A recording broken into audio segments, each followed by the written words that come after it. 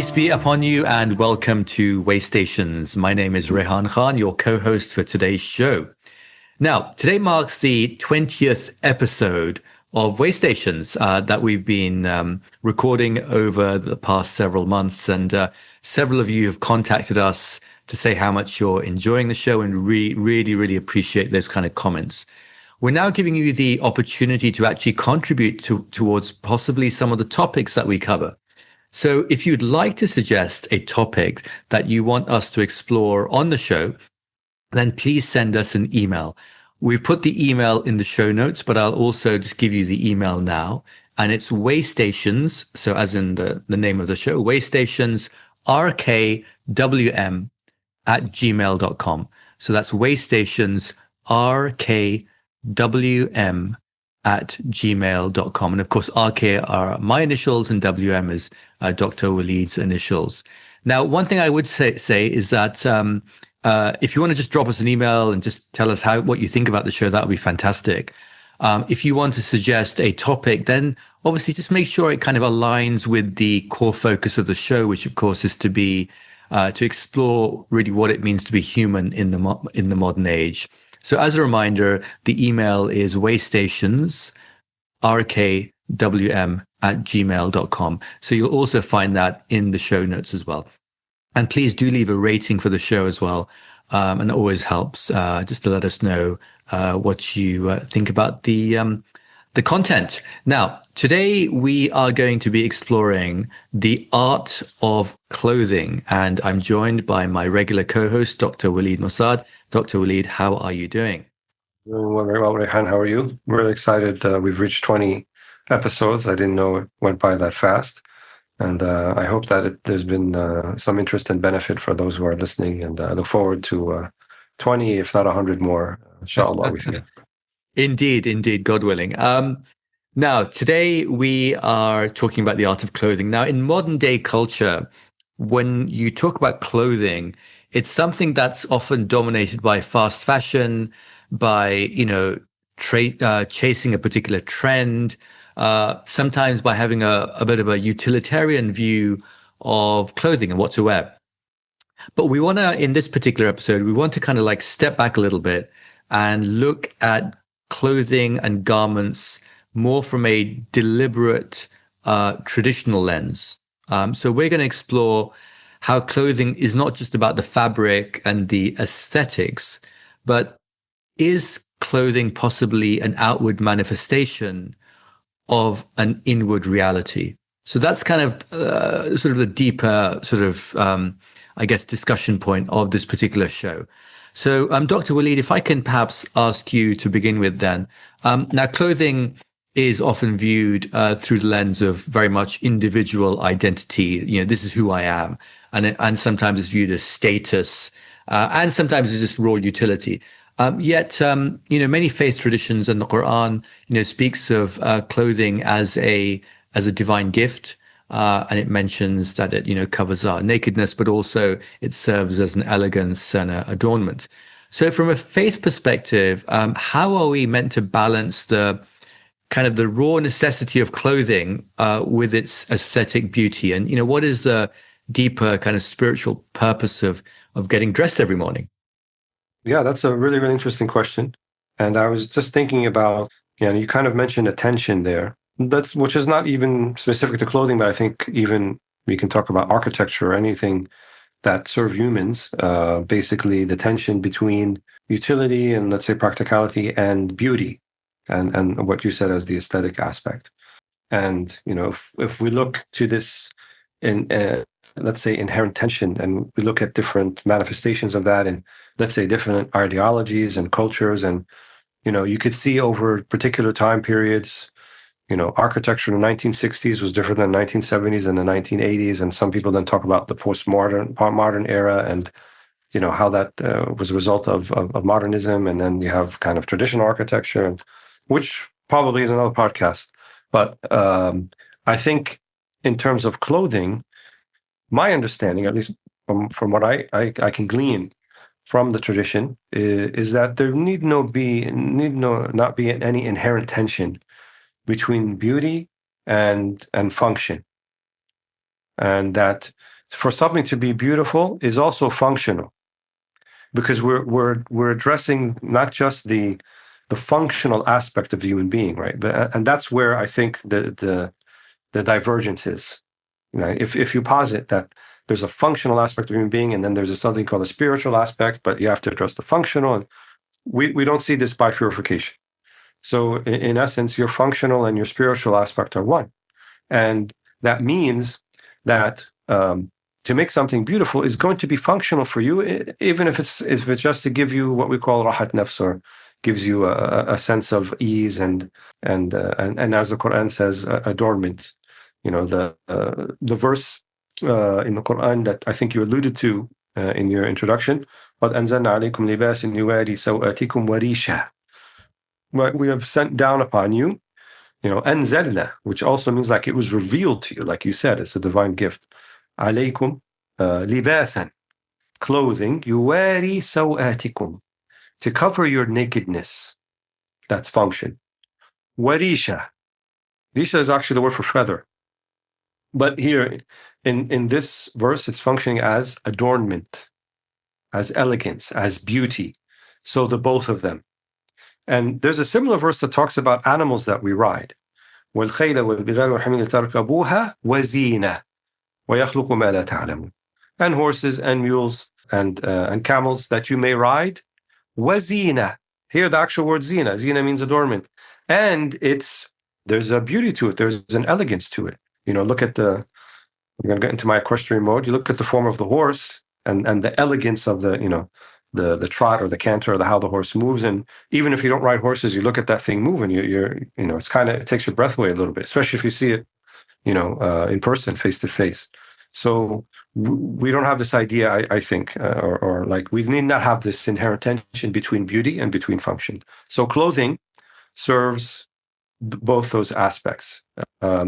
If you read the books of the fuqaha, you read the books of the jurisprudence, they're not going to talk about the beauty aspect. They're going to talk about the functional aspect, right? And this is, I think, where people conflate that, and then they think, I know this may be a later thought that we're going to talk about, but the idea that somehow there's a restrictive aspect in terms of dress, and from a religious perspective, for example, I think a lot of that comes from having just kind of a narrow reading of what the legalists talk about.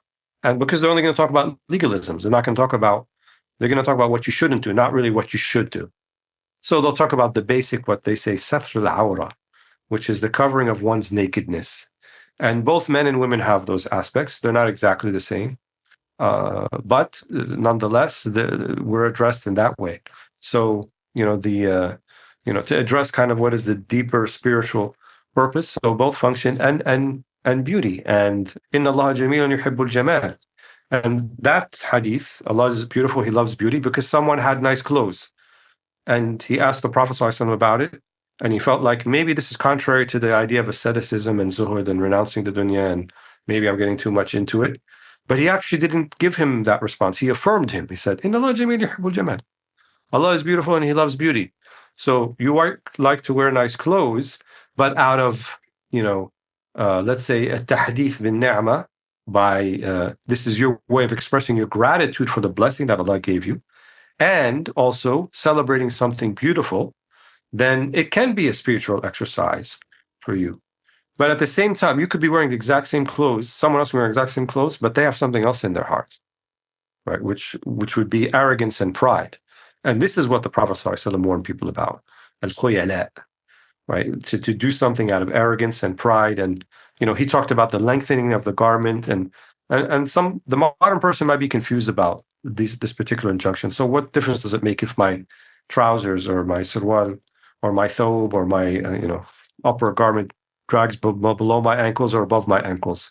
I don't understand why there's such a strong response about it. We have to understand the cultural context back then. Back then, you couldn't buy clothes off the rack. You had to buy material. And the more material you can afford, the wealthier you were. And so it was kind of a status symbol and prestige that I can pay for 3 meters instead of 2.5.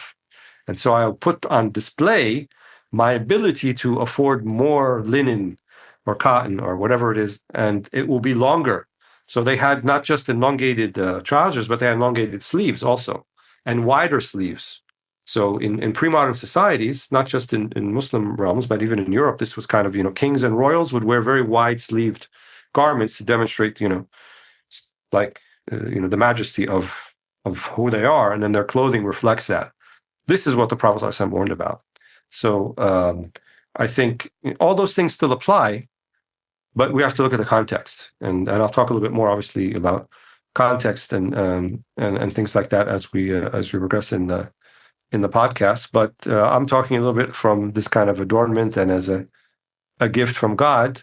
But I'm interested to see from your perspective, in novels that I've read, there's also usually very vivid descriptions of what the main character or the other characters are wearing, as if, that's kind of a relevant aspect, obviously for a reason. And it seems to be used by novelists kind of as a narrative shorthand. So, maybe before the character even speaks, we hear all about them, about their virtues, their burdens, their corruptions. So how does, clothing or the art of clothing signal these moral shifts in your characters, for example, that you develop in your books? For instance, how does a change in a protagonist's garments mirror their internal journey from a cynic to a leader of virtue? Yeah, so I think this is quite an interesting question as well, with regards how clothing is a kind of visual metaphor for the character's kind of internal like moral transformation. And I guess, I'll give an example from one of my books in just a moment, but I think I'd like to give an example from a book that probably many people are more familiar with, which is the transition of a character like Aragon in Tolkien's The Lord of the Rings. And it really kind of, the way he changes transitions the changing in his soul, almost like. So when we first meet Aragon in the Fellowship of the Ring, we're introduced to him as a character called Strider. He wears very weather-stained, travel-worn, kind of dark green and brown leathers. And he's always wrapped up in a kind of heavy, mud-splattered cloak, right? So the clothing, that kind of clothing really encapsulates his inner state, i.e., he's cynical very much about his destiny, and he's kind of running away from his destiny. He's trying to hide in the shadows. He's choosing to be isolated as a ranger because he fears the weakness in his bloodline. Because obviously, his ancestors are the ones who took the ring when they should have, thrown it away. So his clothes very much are designed for him to blend into the wilderness, to make him invisible. But as the stories develop, and by the time we get to the third book, The Return of the King, he finally accepts his duty to humanity. His wardrobe undergoes a total transformation. So he puts on the shining mail of the citadel. His black coat, his black surcoat, is embroidered with the white tree of Gondor, and he has a silver crown. So it's not just a kind of like a cosmetic upgrade in his clothing. It's actually a moral development of his character. So, he sheds that kind of protective, self-serving anonymity of being a ranger, and puts on garments that actually make him a visible target. So he moves from a very invisible, shadowy character who doesn't want to accept his destiny, into being a very visible person who takes on the royal attire, who takes on the accountability, the nobility, and the kind of the public service. So what Tolkien is doing is, by changing the character, by changing the clothing of the character in many ways, you see the transformation of the character. So that's definitely an example, I think, which many people would be familiar with. In one of my earlier novels, A Tudor Turk, which is a historical fiction set in the year 1591, one of the main protagonists, Will Wright, he comes from a very poor, unknown nation, which was England, because in 1591, not many people in the world knew of England. In fact, when the first English ambassador, I think it was a man called William Hawthorne, but I might be wrong, when he first went to the Ottoman court in around 1585 and announced to the vizier that I'm from England, they were like, "Who are you guys? Never heard of you." They'd heard of the Franks, but they hadn't heard of the English. So it was like an unknown nation. So in the story, when we join Will, he's kind of a galley slave initially. And then due to a series of events, he ends up in the Ottoman Janissary force. And then he comes under the mentorship of a very kind commander who's Bosnian originally, who's named Mehmed Konjak. And then Konjak becomes his mentor and guide, and very much kind of develops Will and his character, and gives him good what we would call nasiha. So, for example, he says to Will, an act of kindness, be it a sweet word or a supporting hand, is never wasted upon those with nothing in the world. So he kind of is teaching him to be very, charitable. And then when Will is complaining about, how his life has turned out, Konjak says to him, sometimes, you arrive at a place not where you want to be, but where you need to be, right? So again, you're there for a reason, and providence, God has put you there. And so we see Will's transformation very much from a very destitute individual into a confident, janissary. And then so by the time in the third book, he returns home, he returns back to England, right? He's now dressed as a very sophisticated international person from the Ottoman court. And of course, when the English see him, they think he's actually gone Turk, and they're like become very suspicious of him because it's like, oh, he's dressed as a very sophisticated person, and he's not English anymore. He's gone Turk, and they think he's become Muslim and so on. When he hasn't, but that's what they suspect of him. So again, you see the transformation of the character there as well. So I think what writers do is that they definitely use clothing in a way to indicate the journey that the character is also going through. I'd like to maybe ask you a question here. That in traditional societies, they often speak of, well, certainly in the Muslim world, they've spoken about libas al-taqwa, which kind of has been translated as the garment of God consciousness, and it's often considered the best kind of garment. How do you see that relationship between physical clothes and this kind of spiritual garment? And can the way we, choose our physical attire actually cultivate sort of a kind of an inner state of God consciousness or not? Interesting question. I think drawing from the last response that we had, and libas al-taqwa, the Quran says ذَلِكَ خَيْرٌ, that is better.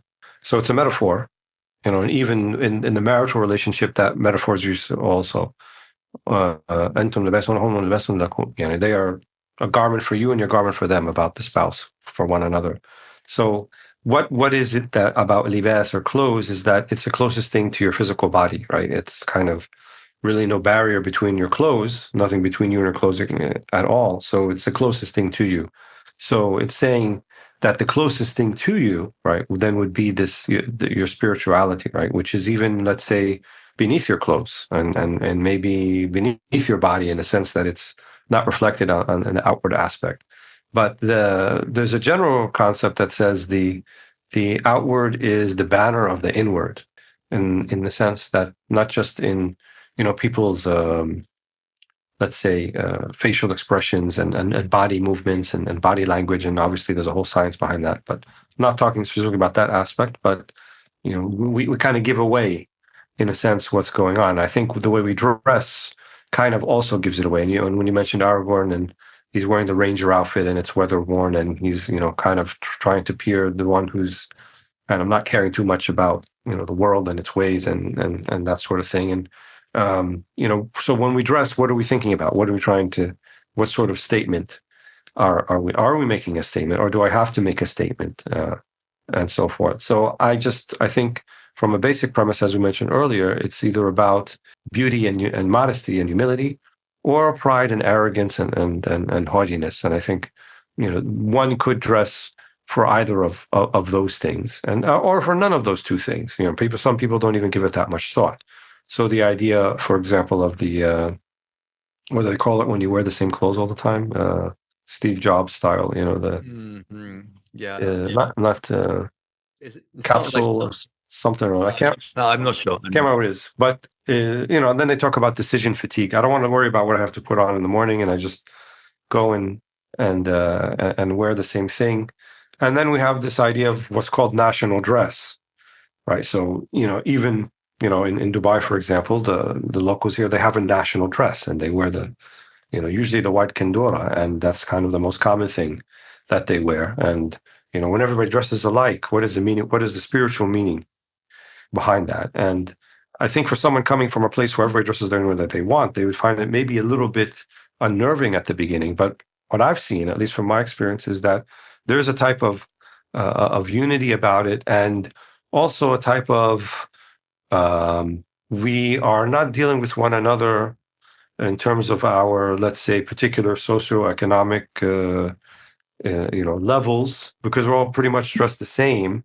So you can't really tell that from how people are dressed. So there's kind of an equality, I think, that comes with that. And I know that's kind of the idea behind school uniforms, also having worked in the school system before, that children, you remove that pressure of what they're wearing and people commenting, and they just have a school uniform. And I think in Western cultures, generally speaking, there's a lot of resistance to that because it seems like it's restrictive. But I think it's also liberating in the sense I don't have to think about too much what ensemble and and do these trousers match with this shirt and this sort of thing. And some people don't want to free themselves of that. So I think that is kind of somewhat of a spiritual response in that you want to free yourself for other things. And me personally speaking, I've kind of adopted kind of a minimized version of this, not all the way, but I kind of have very set things that I wear. I don't have big ensembles. I remove a lot of that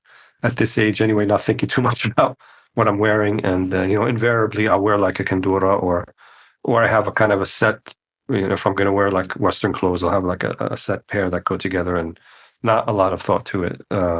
So I think rather than making a statement, it's kind of liberating yourself from being distracted, let's say, by this idea of clothing, and I think that's something that people should give some thought to, because we have this idea I have to be very individualistic in the manner that I dress. But the thing is, when you do dress like an individual, you're actually dressing as part of probably some sort of community group.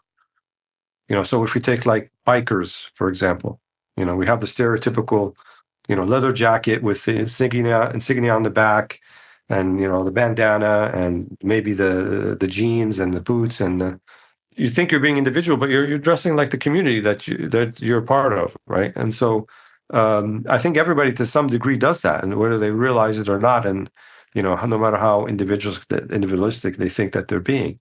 So the community aspect, I think, is very important, and I think it's important because we're not just dressing for ourselves; we're dressing for others as well, whether we admit it or not. And if we bring in some, let's say, kind of traditional Islamic perspectives on that, the rule or the overarching rule would be like, I don't want to cause anyone any distress by the way that I am dressed or how much I am dressed. Most societies today will not accept someone just walking completely naked in the street, no matter how liberal or promiscuous or so there are kind of limits to that. There are certain places where maybe it's acceptable, a nudist beach or certain areas, but the public realm, for the most part, there's nowhere in the world you can really do that. So there is a sense of decorum and of like, don't distress people because you're not dressed in a proper way. And I think that we have that also in a different light, maybe in how much we're dressed, or if it's see-through, if it's has maybe some sort of message on it. We've seen the videos on YouTube of people going onto airplanes and having profanity on their shirt, and then the captain comes out of the cabin and says, "You can't ride the plane like that." And he has the discretion because he's the one who's deciding who rides his plane and who doesn't ride his plane. So I think the idea that we don't have any restrictions, you do whatever you want, is not really true. We do have restrictions no matter what type of society it is. I think we have to think in terms of what am I bringing to other people, and I think that's part of the spiritual message. How will others be affected? Just like how people are affected by your scent. No one wants to go out and they've just had a workout and they're sweaty, and then they go out into public like this because they know it'll be disturbing to other people. You get used to your scent after 5 minutes; it's not going to bother you that much. But we still have this sense of I don't want to disturb others. I know my thoughts are a little bit kind of all over the place, but it's a big topic to some degree. But I was thinking, from your perspective, you're a professor of moral leadership. You work with executives often, and when I used to work in the corporate world, way, way, way back then, there was kind of a very rigid uniform, like a suit. If we were lucky, we would have dress down Fridays, which would be like you can wear something more casual. But other than that, it was suit and tie, and that was the expectation.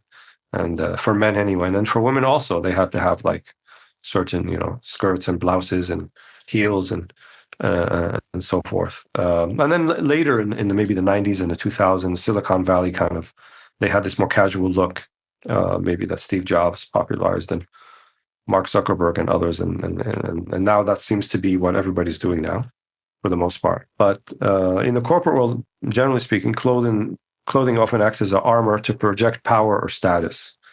The quality of suit that you have would indicate, do you have the corner office or are you the manager, things like this. So how can, let's say, leaders with your experience shift their relationship with their attire so that reflects moral authority and authenticity rather than just corporate hierarchy and ego? Yeah, no, I think that's a very good question. And I'd just like to come back on something you said about bikers. The interesting thing is, you said, especially like the Harley Davidson kind of bikers, and these days those bikers are generally executives with a lot of money and having a midlife crisis who suddenly get. They can afford the Harley Davidson. Yeah, they can afford, and they get all the gear and the bandana and every single item on their bike and everything else. The interesting thing is, after the Second World War, when US veterans came back, the people who were riding Harley Davidsons were generally like, what they call like redneck, who came from poor backgrounds. Yeah, they came from poor backgrounds, and they were very, not well-to-do people. And they were the people who were really riding these bikes in the 50s.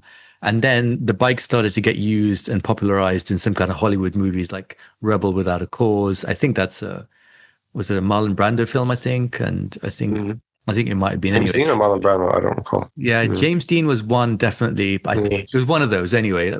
Maybe it was Marlon Brando. Anyway, The Wild Ones, or maybe it was Wild Ones and Rebel Without a Cause. I can't remember which actor was in which. But anyway, these bikes started to get popularized. And the interesting thing is then, when you get into the early 90s, you then, of course, have someone like Arnold Schwarzenegger in Terminator 2 riding a Harley Davidson, and then suddenly these bikes become, really popular. And then you have people like the founder of Forbes magazine, and he started riding Harleys to Wall Street. And interestingly, in the 80s, I think, or 90s, when the US was supporting the Afghani forces against the Russians, they actually did a publicity stunt, and Reagan shipped a bunch of Harley Davidsons off to Afghanistan for the fighters to use on the war front. I don't know to what extent they used them or not. It was like a publicity thing. But the interesting thing is, though, you see there, the clothing that people wear today is the clothing that the kind of poor, rednecks used to wear in the 50s. They've adopted that culture, although they're executives generally wearing it now. So anyway, that's an entirely maybe a different podcast in itself. But I just thought that was something just interesting to pick up on, how that went from the clothing went from that kind of working class background to executives wearing it when they go out because they want to signal that could also be part of the idea of clothing as escapism. Like I could be this other person. I could be the guy on Harley Davidson, and I'm not the executive, and I have this whole other persona, so to speak, and I can just do something different and escape from that everyday reality. Yeah, exactly. I think so. So I think then, coming back to your question then, so I think when executives wear, say, for instance, like a three-piece, Savile Row, suit, or maybe wear a fleece like a Patagonia fleece in like Silicon Valley, what psychologists say, what they're doing is that essentially they're signaling, right? So they're signaling that clothing isn't just comfort. It actually projects a particular, maybe kind of socioeconomic status, right? Or it's signaling the fact that we work for this institution and this is how we dress around here. So, of course, if you're a junior employee going into that situation, what are you going to do, right? If everyone dresses in branded clothing, you're soon going to start dressing in branded clothing because that's the signaling you're getting that if you want to fit in, then you have to kind of wear this as well. And so I think, there was an interesting study done some 10 years or so ago by Krauss and Mendez, and it was published in the Journal of Experimental Psychology. And what they did was that in the study, they randomly assigned some male participants to wear either what they called upper class kind of business attire, which was like suits, or they randomly assigned them to wear lower class kind of casual attire, which is like sweatpants and jeans and stuff. And then they were asked to engage in a high stakes negotiation task, right? So these male participants were randomly assigned to either wear suits or wear sweatpants, and then they were assigned to a high stakes negotiation task. Now, what they found was that the participants, and of course, these were all randomly assigned, the participants that were wearing the business suits actually demonstrated a dramatic spike in kind of dominance seeking behaviors, right? They actually yielded significantly fewer concessions. So they got their points across. They had to, yield fewer concessions from their side. And they actually extracted a higher percentage of negotiation profits in the deal that they were negotiating, right?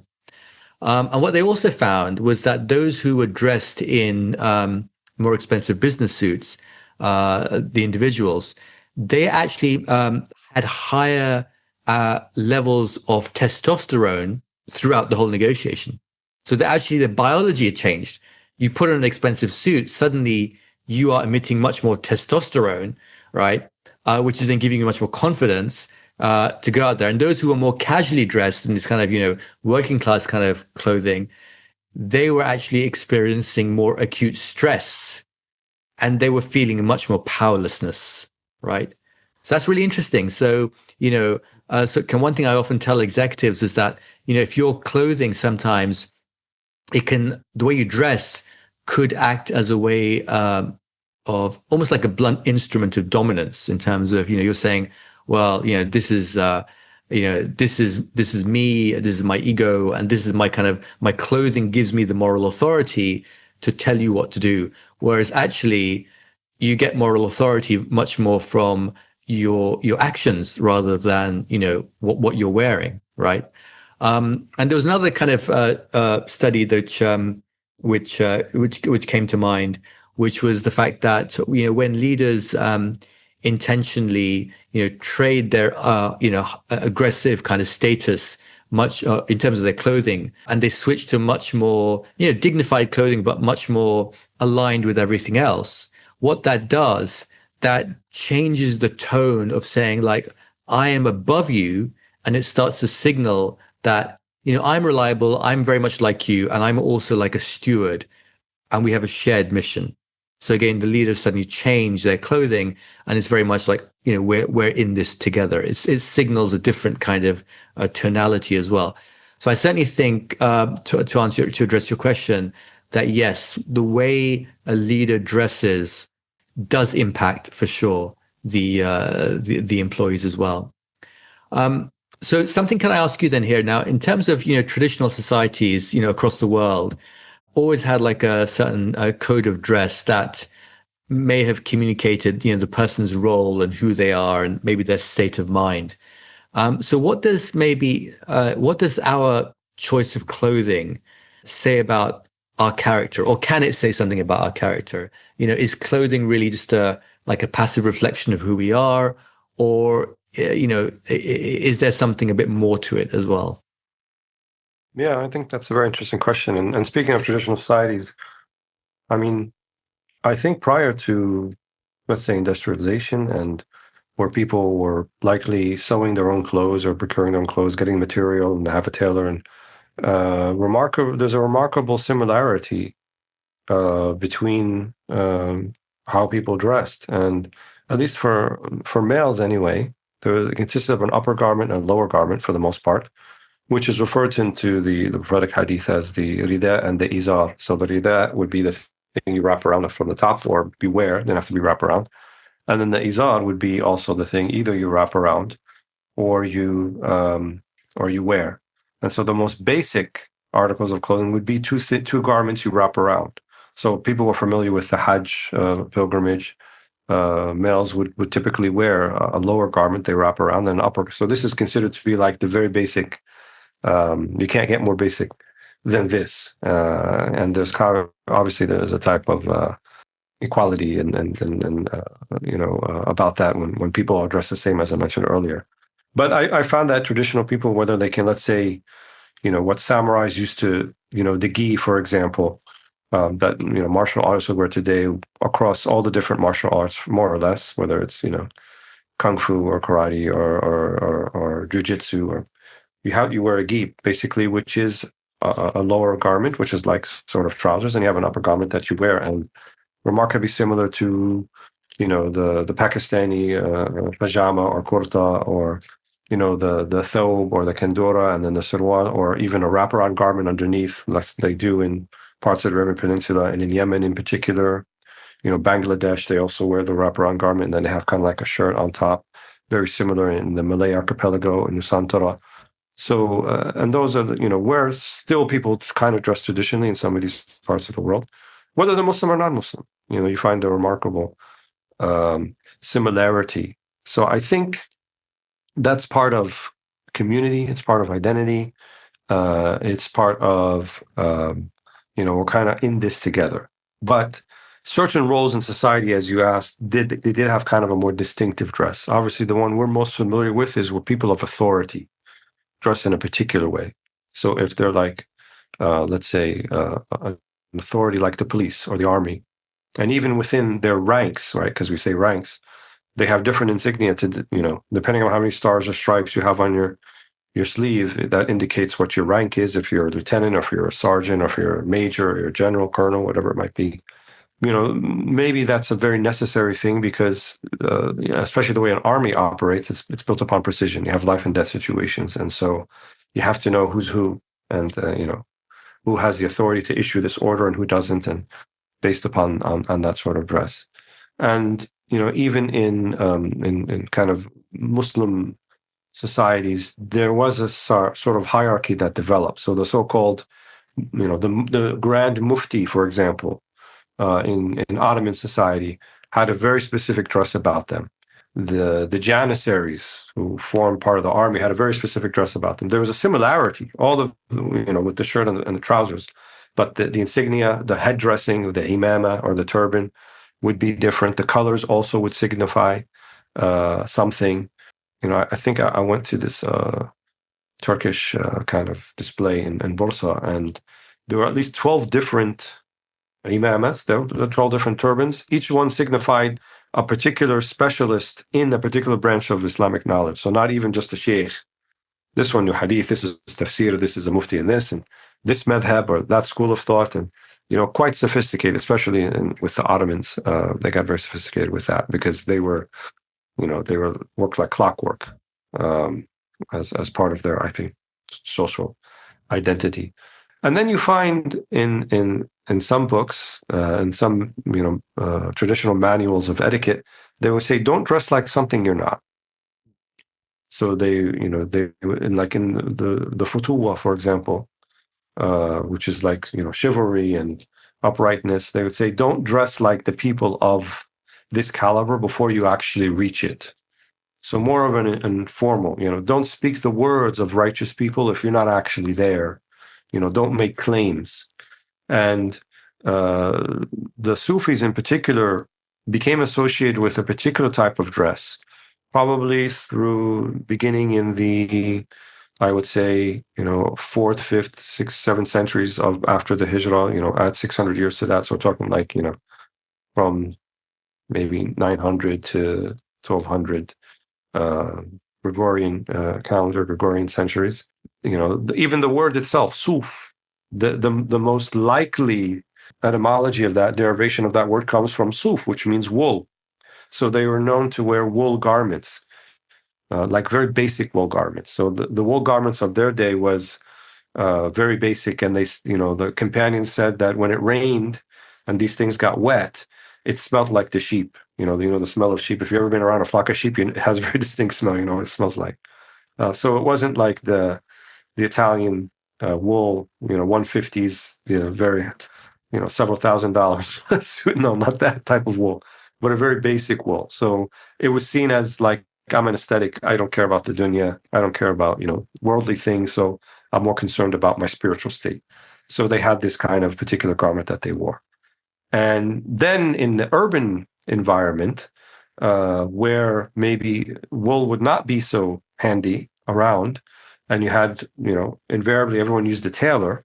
But when tailors make the garments for other people, they're always cutting, and then they have leftovers. They have patches of clothing that they just dispense with. So the Sufis then, some of them, especially this happened in North Africa, they would take these patches and patch them together to make a garment. And then it was called an muraqqa'a. So the muraqqa'a would be the patched work, it could be all different colors too. And then they'd wear that. And this was a symbol indicating, look, I'm a Sufi, I live in the Zawiya, I am just for God, I am this aesthetic, and so forth. So you had this phenomenon, but then after a while, people were making claims to such a thing. It became like a social status, to appear in this state of impoverishment that you just wear the scraps that came from the tailor. So then you find in some of the books, including Al-Ghazali and others that we've discussed previously, they say, that's fake. Don't wear the fake garment. It's not about what. Then they de-emphasize this idea of what you wear, and then they emphasize the idea for your ego. Again, going back to spirituality, the best thing for you is just to be not distinct from anybody else. Just dress like everybody else. Then no one will point you out as a Sufi or as a non-Sufi or as a pious person or as a not pious person. Just have basic modest dress that's not distinct or distinguishable from anybody else. Then that will have the best effect on your ego.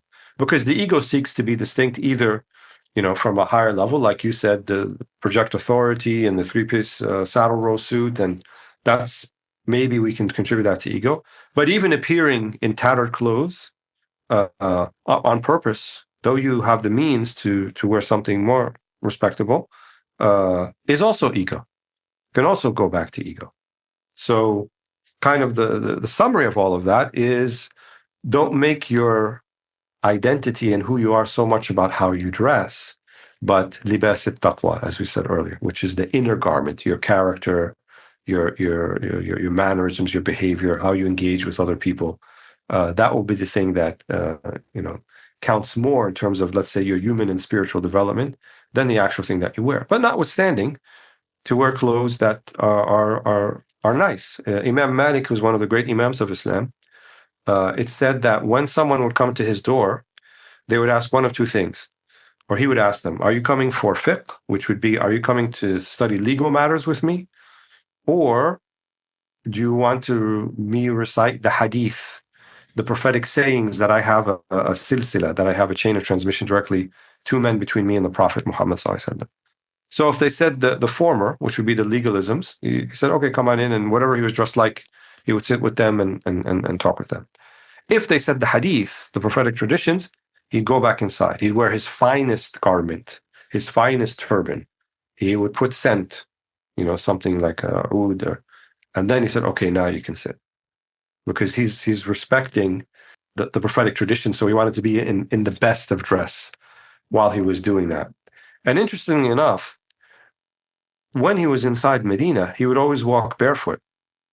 And he wouldn't get on his mount, like his horse or his camel, except outside of Medina. Again, out of as a signal of respect for the Medina, for the city where the Prophet ﷺ spent, the most of his life, or at least the last part of his life, when he emigrated from Mecca.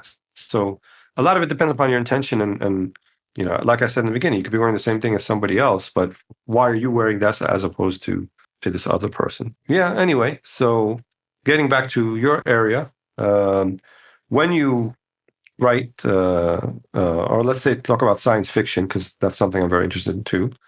And I've noticed that when I watch like what looks like the future, right, and how people will be, either it's a type of dystopian uniformity where everybody dresses the same, so probably like 1984, George Orwell, they made a movie out of that. You get the idea. Or they wear this very hedonistic, very weird things, and like the Jennifer Lawrence movies, what were they called? Where Hunger Games, the books, the Hunger Games, Yep. The Hunger Games. They wear these very outlandish. So it's kind of seems like this techno hedonistic, hyper consumer sort of thing. One of those two. So it's interesting that that's what the writers are thinking, that it's going to be one of those two ways. Or if you look at Star Trek, for example, like people pretty much dress the same. So as a sci-fi writer, how do you envision this future of clothing that at the same time preserves human dignity and virtue? How do you write a future where technology doesn't completely strip away the sacred or personal meaning of what we wear? Yeah, no, thank you. Thank you for that question. And I think there's a lot you said before that, which was really, really interesting as well. And about how, some scholars, before they conveyed certain knowledge, prepared themselves in their clothing because of the sacred knowledge that they were transmitting. I think there's a lot to be said about that, especially how we kind of conduct ourselves in our daily lives as well. But in terms of science fiction, so I think some of the science fiction you referred to, like George Orwell's 1984, is very much it's notorious for stripping away individuality through clothing, and you've got the kind of very sterile kind of jumpsuits in 1984. That's very much designed to erase any sense of self, and it's very much about conformity. And of course, we know in the 20th century there were many, many ideologies that were based on that premise as well, of just conformity. And, that's maybe a different podcast in itself. And I think one of the problems with this approach is that people sometimes think that they will achieve unity through uniformity. Right? So people sometimes think they'll achieve unity through uniformity. But I think, everyone, i.e., that everyone should look the same, should speak the same, and so on. But I don't think you achieve unity through uniformity. You actually achieve unity through acknowledging differences in people, and that there are different cultures, there are different languages, there are different ways of clothing. And so when you learn to respect that, right, that's how you achieve unity, because then you come together on certain things. And that's kind of the best way to achieve unity. It's not through necessarily uniformity. Now, someone who likes to also write, virtue-based stories, one, I think, really good example to address the question that you asked is actually found in Frank Herbert's Dune with regards to the still suit that the Fremen wear. Now, on the surface, if you look at the still suit, it's kind of this very hyper-functional piece of near future technology, because what does it do? It captures and it recycles every drop of body moisture, right? And that way that the humans can stay alive on the desert planet of Arrakis or Dune. Now, so it's in a kind of purely materialistic way, it's a survival tool, because it's capturing all the body moisture, which you then which you drink, and so it has a real functional purpose. However, what Frank Herbert does is that he infuses into the still suit a very kind of sacred and cultural meaning. So for the Fremen, who are these people who wear the still suit, who are the indigenous people of the desert, how you wear, how you maintain, and how you respect your still suit is a direct reflection of your character, of your self-discipline, and your reverence for life. Because if you're wearing, a still suit properly, it's reflecting your character. It's reflecting the fact that you have self-discipline, and it's reflecting the fact that you have a reverence for life. So when the protagonist, Paul Atreides, is fitted with a still suit and fastens it perfectly, like just from instinct, then the Fremen leader Stilgar, he recognizes that as a sign of kind of spiritual alignment. And he says of Paul, Paul is of the deep desert, right? So what the writer there is doing is that he's showing how even something which is, hyperfunctional to help you survive has a deeper kind of spiritual alignment, how this survival technology is not just a gadget, but actually shows your character and how you conduct yourself. And so the clothing becomes like a bridge between technological survival and kind of an ancient kind of, sacred kind of virtue. So in that way, I'd like to just maybe ask you a question here, which is in the Sufi tradition, the passing down of a cloak, right, has historical and kind of spiritual weight, and it signals a sort of a lineage of teaching and spiritual transmission. Now to a modern person who looking at that, they think, well, cloak is just like a piece of wool or a piece of cotton.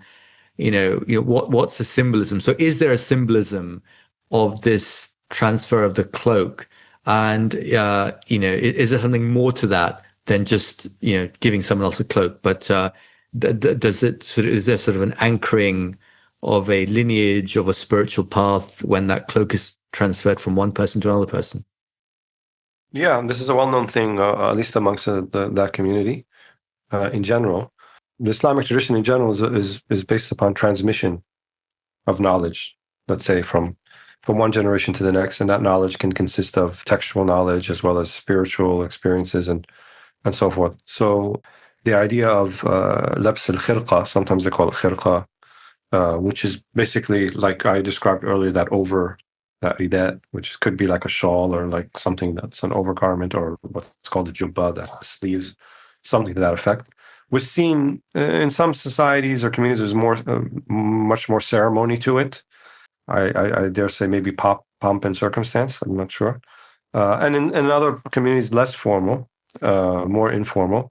But the idea, it was kind of an acknowledgement that the murid or the disciple or the Sufi aspirant is now within the community of passing that tradition, and that something of that tradition now symbolically has been passed with the garment. So the garment just symbolizes that, oh, this person has dedicated time, effort, sacrificed, so forth. Maybe they've done some spiritual practices. Maybe they've done something called the khadwa, which is kind of a spiritual seclusion for a number of days under the supervision of the master or of the sheikh, and they're reciting particular litanies while they're doing that, not doing much else except eating and joining the congregational prayer, and then going back to their litanies and so forth. So that kind of symbolizes this, and it can even be up to the level of, now this person is the master now too. So like this person becomes the sheikh or something like this. And I don't want to be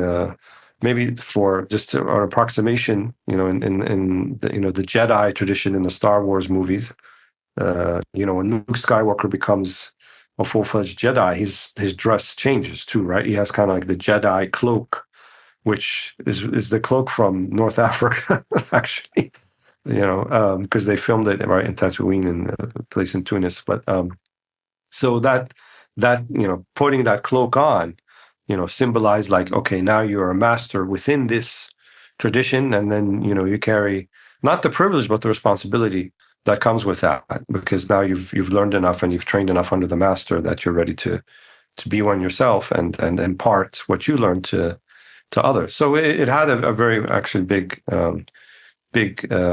significance, and some of them trace it back even that the Prophet Muhammad SAW did this with some of the companions like Abu Bakr and Ali, in particular, those two in particular, in a particular way, because they do trace their lineages, their spiritual lineage back to those two particular companions.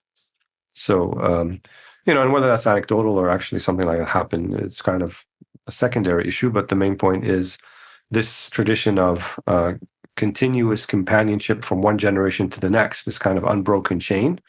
And then labs al-khirqa, or putting on the khirqa, is kind of some of the Sufi communities will do it when someone is initiated into a particular path, or they may do it when that person is ready to become a master themselves. So it's this kind of transmission of the silsila, of the chain of kind of transmission, and now you're like, in the community. And we were talking about bikers before, and right, you get your biker jacket when you become a full-fledged member of the biker group or biker gang. So not to be facetious, but yeah, a little bit similar to that.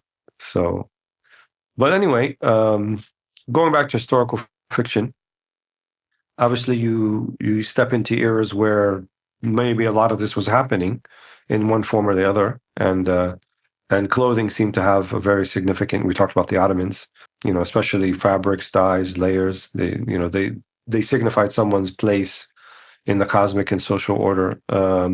So when modern readers engage with characters who dress with that level of traditional intentionality, right? It's not the same as going to Primark or something like that and buying something off the rack, but there's a lot of thought put into how they're dressing. When they engage with such characters, does it help bridge kind of an empathy gap? Does stepping into the robes, let's say, of an ancestor through your writing allow modern people to experiment with older, perhaps forgotten virtues that maybe were associated with those modes of dress? Yeah, I think so, because I think when you step into a historical fiction kind of setting, the modern reader is sort of forced to slow down a bit and experience a world where, as you've indicated through the Ottoman example, where clothing was quite intentional, and also like a deeply symbolic act. And I think probably a really good example of that is is Hilary Mantel's book, which was a Booker Prize-winning novel, Wolf Hall.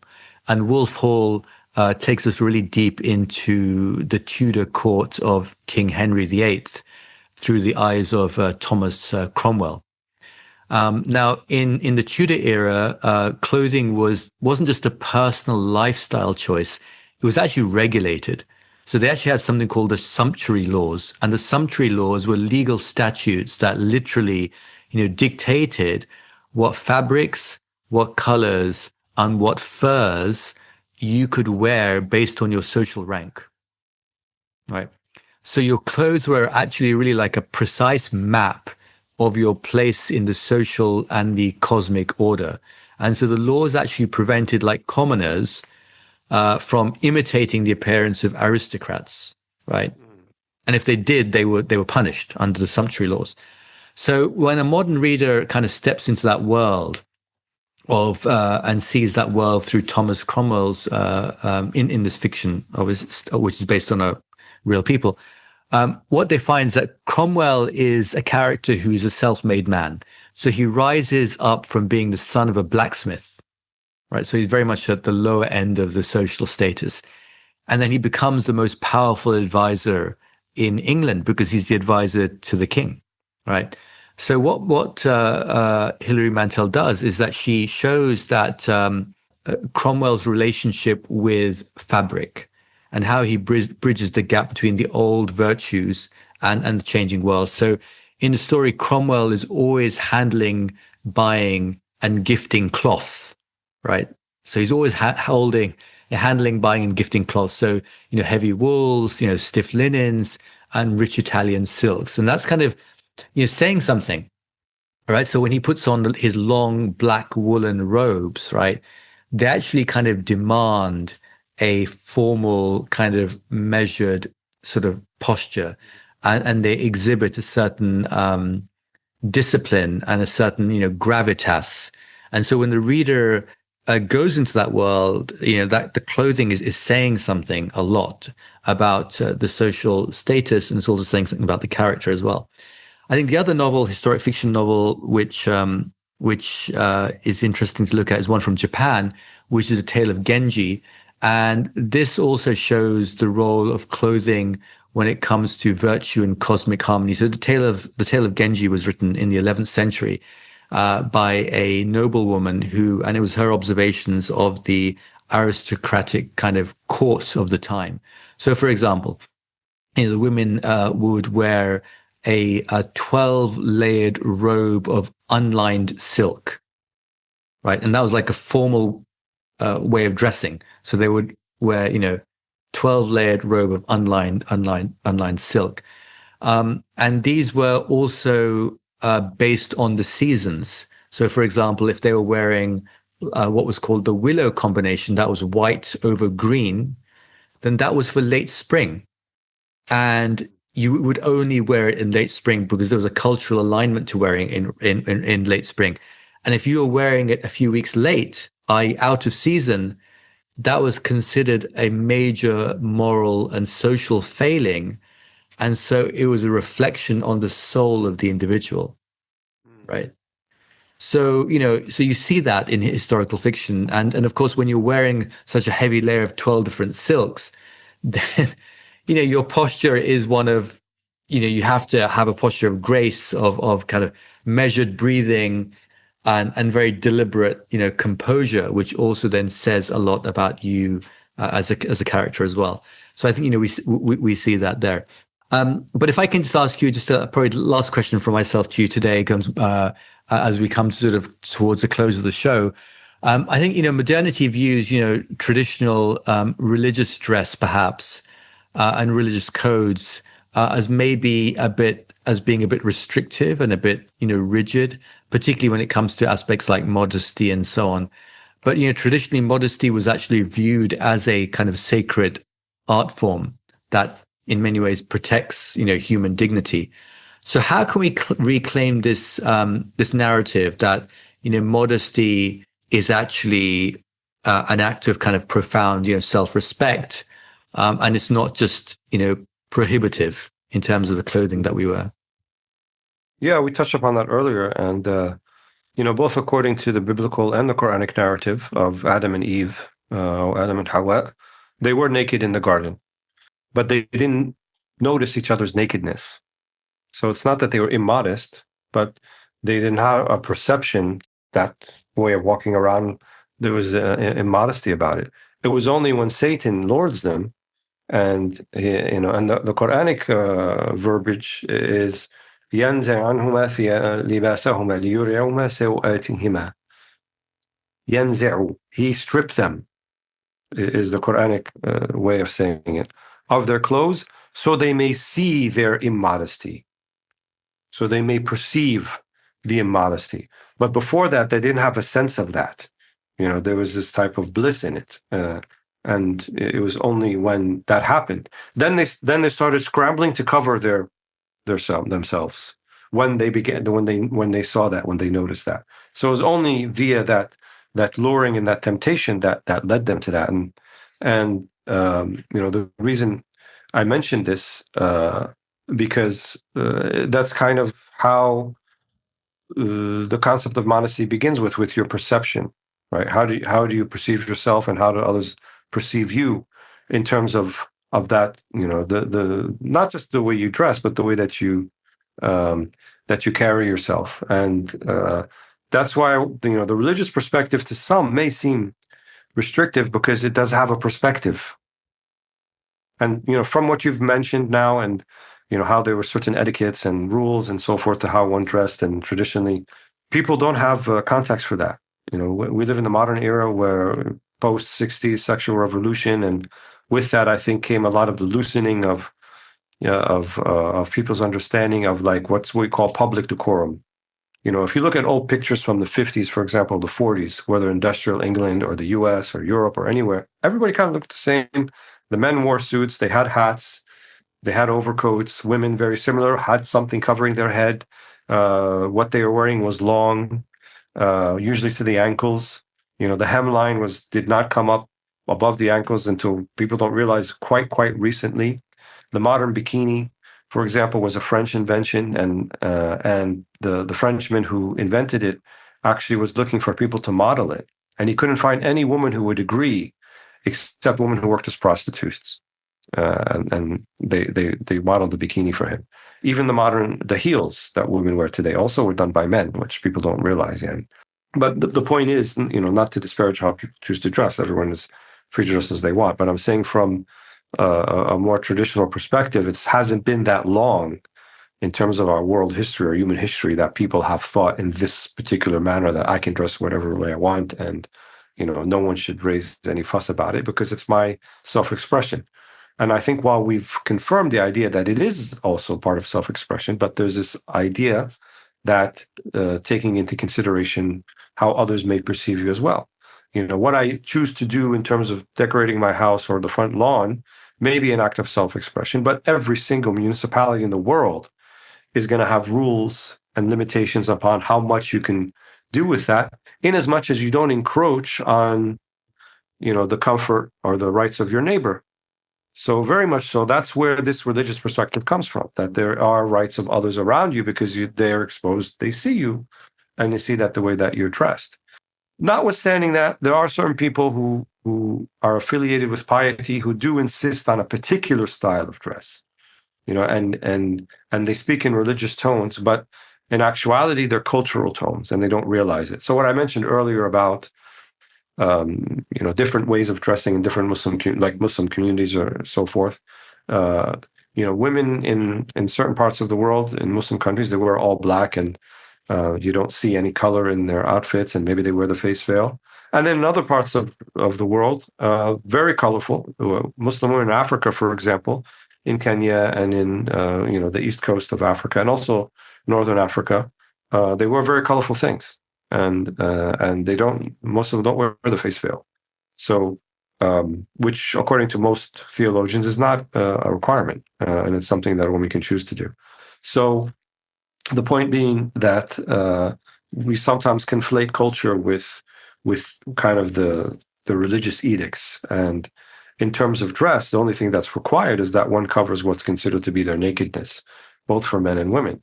But in terms of colors and dress and textures and material and so forth, that's all subject to to cultural considerations, and in fact, taking cultural considerations is almost like it's a religious concept, right? Because you may not distress someone in the matter that your level of skin that you show, but you may even distress them that you're bringing something that they don't have any context for, of the manner that you're dressing, and I think to take other people in consideration, that is part of character and akhlaq and these sorts of things. Why do, as we said earlier, why do work environments or corporate environments, whatever it might be, have particular mode of dress? Why do particular athletic environments, arenas, also have particular stipulations upon dress? So I don't see it really as any different from that. I just think there's a stigma attached when it comes from a religion, because of the long history that people have with organized religion and the feeling of restriction coming from that. But otherwise, I don't really see it as any different from any other sort of system or organization of how people dress in a public sphere, for that matter. So yeah, okay, no, great. No, I think we've covered quite a lot today, and hopefully left a lot of food for thought for our listeners and also for ourselves as well. And hopefully we didn't offend anyone by talking about clothing and what people should wear and they shouldn't wear. I hope not. I'm not sure about that last one. We're taking a little risk here, but we'll see how it goes. We'll see how it goes. And as I said, we put the email now on the show notes, so we'd love to hear from you as well. So please do drop us an email. So Dr. Walead, if I may, just a last question, which we always ask is, do you have a book recommendation for today that you'd like to leave for the listeners? I wish I had something really, really interesting that fictional and talks about dresses, but kind of the thing where I start with a lot of these ideas is there's a chapter in the Ihya Ulumuddin that we talked about Al-Ghazali, or the Revival of Religious Science. It's called the Book of Dress, Kitab al-Libas, and that he talks more about the spiritual aspect. He doesn't tell you how to dress. He just says, like, the manner and the modesty and so forth. And it does talk about the kind of making false claims by appearing as something that you're not, and these sort of things. So taking the spiritual considerations in regard, I think would be interesting read for our listeners.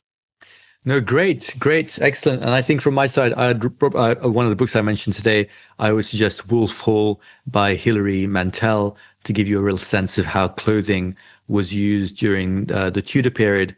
But of course, there are clothing, if you read any historical novel, whether it's Japanese or from anywhere, then you'll get a sense of clothing in a historical context as well. So yes, always great to talk to you, Dr. Walead. Thank you. My pleasure. Thank you so much, and thank you to all our listeners. And we look forward to communicating again and speaking with you on a future episode. So for now, peace be upon you.